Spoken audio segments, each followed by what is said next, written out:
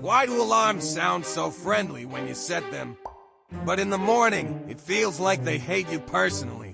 You're like, yeah, 7 a.m., I'll be productive. Then 7 a.m. hits.